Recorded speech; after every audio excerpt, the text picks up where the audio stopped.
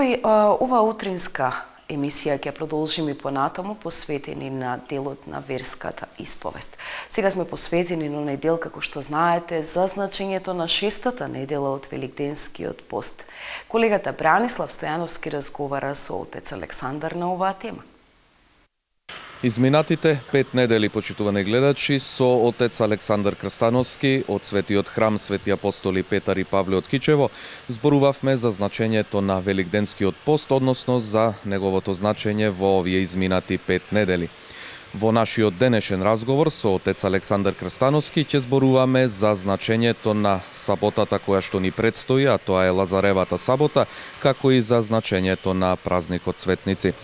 Отец Крстановски, добро утро и еве на почетокот би ве запрашал токму за Лазаревата сабота. Што е значењето на Лазарева сабота? Добро утро, поздрав до гледачите на телевизија Мега. На саботата наречена Лазарева сабота, ние го одбележуваме воскресението на праведниот Лазар, опишано во Евангелието. Што се случува? Имено Лазар е пријател на Господ Исус Христос, кој што живеел во селото Витанија, а негови сестри се Марта и Марија, познати личности од Светото Евангелие.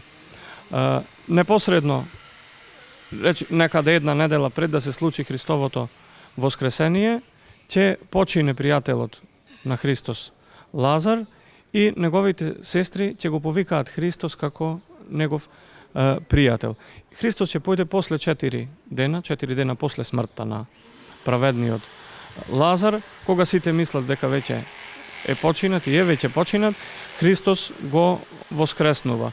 Ова евангелски настојан не случајно се случува непосредно пред Христовото воскресение. Бидејќи ние ако го следиме Светото Евангелие, ќе видиме дека непосредно пред да се случи воскресението на праведниот Лазар, Христос ја воскреснува и Јаировата ќерка и го воскреснува синот на вдовицата. Се со цел неговите најблиски, неговите ученици, неговите следбеници да ги увери во можноста за воскресение. Бидејќи Христос на неколку пати ќе зборува за своето воскресение, меѓутоа на неговите ученици тоа ќе им биде доста нејасно, доста абстрактно, а на овој начин Христос на конкретен начин ги уверува дека Он е Бог и дека Он може и луѓе да воскреснува. Така, после Лазаревата сабота, наредниот ден е веќе исто така големиот празник Цветници. Може ли еве нешто повеќе да ни кажете околу значењето на овој ден наречен Цветници? За празникот Цветници најдобро зборува евангелскиот текст кој се чита на литургијата на празникот Цветници, а во кој е опишано и собитието на воскресението на праведниот Лазар. Евангелскиот текст кој се чита на литургијата на празникот Цветници е следниот. На 6 дни пред Пасха дојде Исус во Витанија, каде што беше умрениот Лазар, кога го воскресна од мртвите. Таму му приготвија вечера и Марта послужуваше, а Лазар беше еден од оние што седеа со него на трпезата. А Марија, откако зеде литар чисто скапоцено миро, ги помаза нозете Исусови и ги избриша со косата своја нозете негови, а куќата се исполни со мирис од мирото. Еден од учениците негови, Јуда Симонов Искариотски, кој сакаше да го предаде, рече: "Зошто не се продаде ова миро за 300 денарии, а тоа да се раздадеше на сиромаси?" Ова тој го рече не дека се грижеше за сиромасите, туку зашто беше крадец. Тој го чуваше ковчежето и крадеше од она што го пуштаа во него. Исус рече: "Оставете ја, таа го запази тоа за денот на мојот погреб. Зашто сиромасите ги имате секогаш покрај себе, а мене ме немате секогаш." Мнозина од јудеите разбраа дека Исус е таму, па дојдоа не само заради Исус, туку да го видат и Лазар кога го воскресна од мртвите. А првосвештениците се договорија да го убијат Лазар, зашто мнозина од јудејците доаѓаа поради него и веруваа во Исуса. На другиот ден, мноштво народ кој беше дошол на празникот, кога чуја дека Исус доаѓа во Ерусалим, зедоа палмови гранчиња и излегоа да го пречекаат и извекуваа велејќи: "Осана, благословен е кој доаѓа во името Господово, царот Израилев."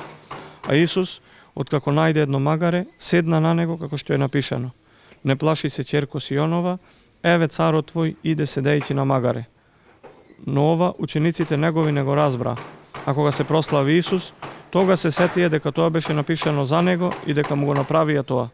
Народот што беше со него кога тој го извика Лазар од гробот и го воскресна од мртвите, сведочеше. Затоа и го пречекаа народот, зашто беше чул дека тоа чудо го направи тој. А фарисеите се велеа меѓу себе: гледате ли дека ништо не помага? Ете, светот тргна по него. Овој евангелски текст најјасно не го опишува она што го одбележуваме на празникот Цветници, а тоа е нели, како што кажав, влегувањето на Христос во Ерусалим. Христос неколку пати влегува во Ерусалим, но ова е последното негово влегување во Ерусалим пред да биде фатен, пред да биде измачуван, пред да биде распнати, пред на третиот ден да воскресне. Интересен е контрастот со секогаш се прави кога се зборува за празникот Цветници, контрастот на односот на еврејскиот народ кон Христос.